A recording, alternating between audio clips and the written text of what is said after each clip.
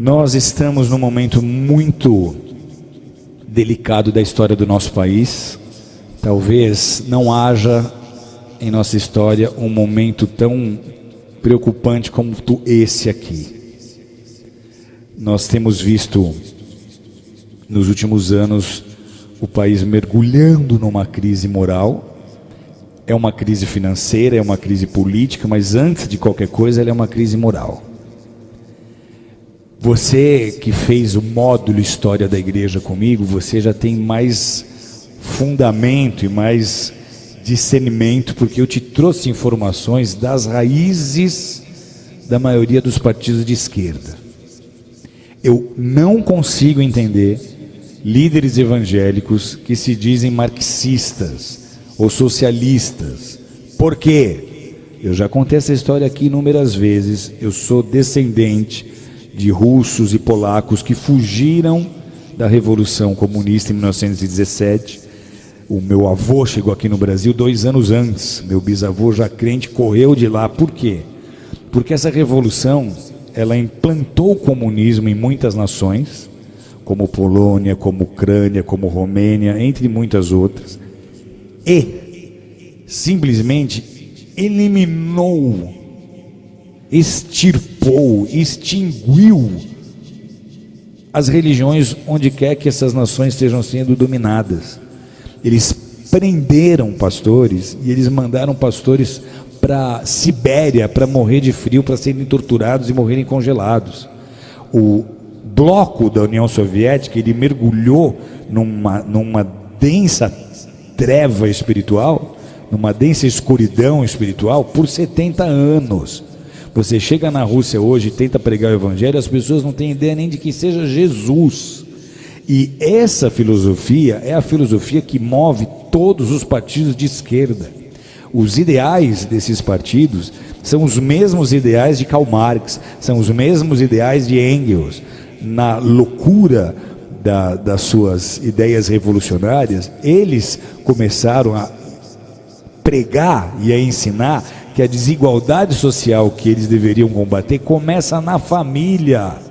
Eles começaram a dizer que antigamente, se você lê a literatura que fundamenta as ideias desses partidos, eles começaram a pregar que a desigualdade social ela começa na família, porque lá atrás, segundo eles, quando nós viemos dos macacos, não havia marido e mulher. Todo homem era de toda mulher era de todo homem, e os filhos não eram de ninguém, os filhos eram de todos, como os animais, e todos dividiam e compartilham tudo aquilo que eles tinham. E aí alguns mais espertos resolveram plantar em maior quantidade, ter um gado em maior quantidade para ter uma maior provisão, e para isso eles precisavam de gente trabalhando, e aí eles começaram a tomar mulheres para eles, gerar filhos para colocar como escravo no trabalho. Então eles dizem, a família é a culpada da desigualdade social, e essa é, queira você acreditar nisso ou não, a raiz que movimenta tantas ideias e tantos projetos de lei que tentam sendo aprovados,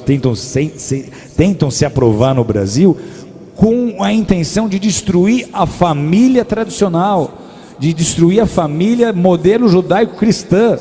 Esses são os partidos, amados, que estão imputando na educação as cartilhas de gênero sexual, como nós temos vendo, de ideologia de gênero. Esses são os partidos que estão apoiando os direitos humanos, como vocês têm visto, que apoia muito o direito do bandido, do assassino, mas não quer saber da vítima. E eles transformaram, nesses anos que estiveram o governo, o Brasil no país que nós somos hoje, não só mergulhado em crise moral, mas financeira. E por que é importante nós nos posicionarmos agora? Porque de tudo que você já viu, que já veio à tona do que eles fizeram nesses 13 anos, que só comprovou um desgoverno, porque o compromisso desse bloco não é com a nação brasileira. Eles nem usam a bandeira do Brasil, eles usam bandeiras vermelhas. Por quê? Porque lá em 81, o nosso ex-presidente Lula se juntou com Fidel Castro, eles formaram o Foro de São Paulo. O Foro de São Paulo tinha o ideal, lá em 81, de transformar todas as nações da América Latina em nações socialistas, em nações comunistas, e eles conseguiram então unir essas nações e edificar uma espécie de União Soviética na América Latina. parecia uma ideia utópica, só que olha a que ponto eles chegaram. Então, para esses grupos e para essas lideranças, o objetivo é transformar o Brasil em parte de um Estado maior, essa América Latina comunista. Eles querem que em todas as nações da nossa América do Sul, da nossa América Central, ocorra o que está acontecendo hoje na Venezuela. E esse seria o caminho se nós não tivéssemos vivido as interrupções que nós vivemos. Por que é um desgoverno? Porque os nossos presidentes passados não governaram com o interesse de beneficiar o Brasil, mas eles usaram dos nossos próprios recursos para construir porto em Cuba, para ajudar países na Bolívia, para ajudar países que têm a mesma mentalidade que eles. Então, se nós permitirmos que um partido qualquer de esquerda, com essa mente e com esse coração, suba ao poder mais uma vez, o Brasil não vai resistir. Vocês estão entendendo o que eu estou dizendo? O Brasil não vai aguentar. Financeiramente vira caos.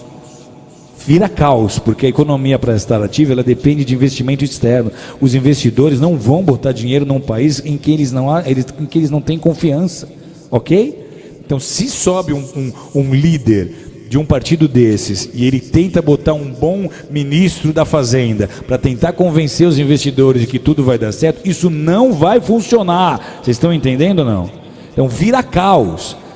A grande preocupação qual é? Se esse governo agora, essas eleições agora, sobe um partido como esse, a crise que nós estamos vivendo, ela é tão séria que a gente teme de verdade até uma revolução, porque vai ser muito fácil as pessoas do centro, oeste, sul e sudeste não aceitarem esse governo. Vai ser muito fácil nós começarmos a ver manifestações políticas sérias. Vai ser muito fácil a população começar a exigir uma intervenção militar. Uma intervenção militar era um assunto nem cogitado em rodas de bar há 2, 3 anos atrás, mas hoje está se tornando um assunto em pauta, porque se nada acontecer, amados, alguém aqui conhece alguém que morou na Venezuela, que veio da Venezuela? A Venezuela, até muito pouco tempo atrás, era um país próspero. Eles têm petróleo. Sabe o que falta hoje na Venezuela? Falta papel higiênico. Sabe o que aconteceu há 4 anos atrás? Eu estou numa sauna no Vale Nevado, conversando com um venezuelano que tinha ido esquiar. E ele conta, a Venezuela está faltando papel higiênico. Isso há 4, 5 anos atrás. E eu falo, mas como é que começou isso? Ele fala, começou como está acontecendo com o Brasil. Começou trazendo médicos de Cuba. Então, tudo que eles fizeram na Venezuela, eles iam tentar fazer no Brasil. Se nós dermos a oportunidade deles subirem ao governo de novo, não será mais como foi da primeira vez. Você não vai ver o Lulinha paz e amor. Você vai ver o Lulinha revolucionário que vai tentar implantar o modelo político que ele acha que é o melhor para o Brasil. Sabe o que acontece com a igreja num cenário como esse? Tem ideia ou não? Primeiro, os nossos valores já estão sendo desprezados. Nós, para eles, somos o ópio do povo. Eles não veem valor naquilo que nós fazemos. O marxista raiz, ele é ateu. O evangelho para ele não significa nada. Ok? Então, para a igreja, esse é o pior cenário possível. Deus está no controle, sempre esteve, sempre estará. Mas a gente transforma uma nação com oração e com consciência na hora de votar. Amém? Então, o que eu disse ontem aqui? Votem nos candidatos que vocês simpatizarem, que vocês acharem que tenha a sua representatividade, mas que sejam honestos, que sejam ficha limpa, porque não vai ter mudança se vocês continuarem votando nas mesmas pessoas, ok? Está na hora de renovar, procura avaliar quem que você vai votar, se vale a pena, está envolvido em escândalo, não está, comprovadamente roubou, não roubou, é corrupto, não é corrupto. Vote só em quem é ficha limpa. Que mais? Pela primeira vez nesses anos todos, nós temos um candidato que realmente tem chances concretas de interromper esse ciclo. Com tudo que nós vimos acontecendo com Lula preso e com todo o desprezo que a classe média tem tido pelo PT, é incrível como as chances do PT reeleger um presidente são reais e concretas, ou o PT ou algum partido de esquerda aliado ao PT. Então, seja o Haddad, seja o Ciro, qualquer um deles que tiver o mesmo coração, que fizer parte desse bloco, que fizer parte do Fórum de São Paulo, nós teremos as mesmas dificuldades a serem enfrentadas. Estão entendendo comigo ou não?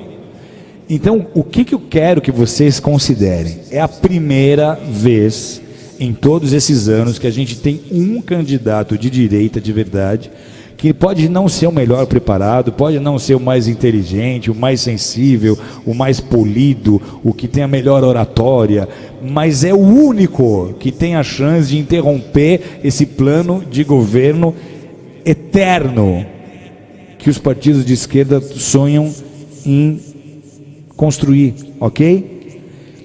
Se você não decidir o seu voto, eu te convido a avaliar o que você vai fazer, porque o que eu estou vendo é uma certa divisão entre os evangélicos. Um quer votar no Alckmin, um quer votar na Marina, outro quer votar no Cabo Daciolo, outro quer votar... E a gente não está percebendo a gravidade da situação, amém? Geraldo Alckmin é meu amigo, gosto dele, confio nele, gostaria de estar podendo apoiá-lo, mas infelizmente ele não mostrou expressão até agora. E o que fez ele perder muitos votos dos evangélicos? Ele era um católico que era pró-família, mas nessa eleição ele resolveu abraçar grupos LGBT e correu na internet, correu em grupos de lideranças de pastores, fotos dele abraçado com lideranças LGBT. Então não são os meus valores, não vai me representar. Eu estava numa mesa com 6 grandes líderes e todos foram unânimes. Não tenho mais como apoiar e andar junto, porque ele não tem posição. Ele quer agradar todo mundo e não vai agradar ninguém. Marina Silva, ela já esteve aqui na igreja, eu gosto dela, ela é uma mulher de Deus, só que é uma melancia, é verde por fora e vermelha por dentro. A base dela é socialista, é essa, ok? Ela anda junto com missão integral, ela anda junto com a teologia da missão integral, com a teologia da libertação, que é o equivalente ao socialismo / comunismo na igreja católica e na igreja protestante, ok? E, amados, não vai ter muita mudança. Então quem que vai mudar? Alguém que realmente represente os nossos valores. Marina tinha tudo para ser essa pessoa, mas ela falhou em não se posicionar em assuntos importantes para nós. Então ela também foi na linha de vamos agradar a todos e colocou de vício um maconheiro, um pró-drogas. Então como é que a gente vai entrar nessa barca? Então quem que sobra? Quem que sobrou? É o único candidato que está tendo chance realmente de mudar o cenário desse país. Não é o mesmo, não é o melhor preparado, concordo, não é. Só que é o único que a gente está tendo chance de ver agora entrando com força e interrompendo pelo menos esse processo, que foi o que aconteceu nos Estados Unidos com Donald Trump, amém? Olha como a mídia perseguiu Donald Trump. E quando eu vejo quem são os inimigos do Bolsonaro, eu falo, eu estou escolhendo o cara certo para votar, porque ele representa aquilo que eu acredito. Ele é pró-família, ele é pró-Deus, ele é pró-valores, ele é pelos nossos princípios. E mais, ele tem a chance de eleger e de destacar ministros capazes, os melhores em cada segmento, porque ele não tem alianças com outros partidos. Como que uma aliança com outros partidos acontece? A gente vai fazer aliança, mas quando você entrar, esse ministério é meu, esse é meu, esse é meu. Ele não fez conluio com ninguém, então ele vai ter chance de botar o Paulo Guedes na fazenda e os melhores e os mais capazes em cada segmento, em cada setor, ok? Essa é só a minha opinião. Se você tem outra opinião política, e saiba que eu te respeito, não quero manipular o seu voto, eu só quero te alertar para o cenário político e espiritual, porque isso anda junto. Aquilo que comprova um avivamento é quando os mandamentos de Deus viram lei. Quando numa nação aquilo que é contrário ao mandamento de Deus vira lei, é porque o inferno está prevalecendo mais do que o reino de Deus. Tudo bem? Então é só para te dar um alerta, é só para abrir os seus olhos espirituais, é só para que você faça um voto consciente. Se você já tem sua convicção política, vá nela, mas se você aceita o meu conselho, aceita a minha sugestão, Meu coração nós temos que nos unir, porque é a chance que nós temos de interromper esse processo. Se mais um partido de esquerda subir ao poder, o Brasil não aguenta mais 4 anos e nós vamos mergulhar numa depressão profunda, que daqui a pouco não sei nem se você vai querer continuar morando no Brasil. Aqueles que tiverem chance, vão começar a ir embora. Vai acontecer o que aconteceu na Venezuela, ok? É a chance que nós temos de interromper esse processo. Quem pode aplaudir forte a Jesus? Eu vejo pessoas assustadas porque ele é militar e o general Mourão também. Principalmente o pessoal da classe artística que sofreu na época da ditadura. Estava minha irmã em Cristo aqui, a Baby, e ela me mandou uma mensagem: meu Deus, não podemos deixar os militares, esses caras são casca. Eu tive uma amiga que foi torturada, botaram ela na cela com um rato, esses militares são tudo louco. Eu falei, era outra época, outra oportunidade, outra situação.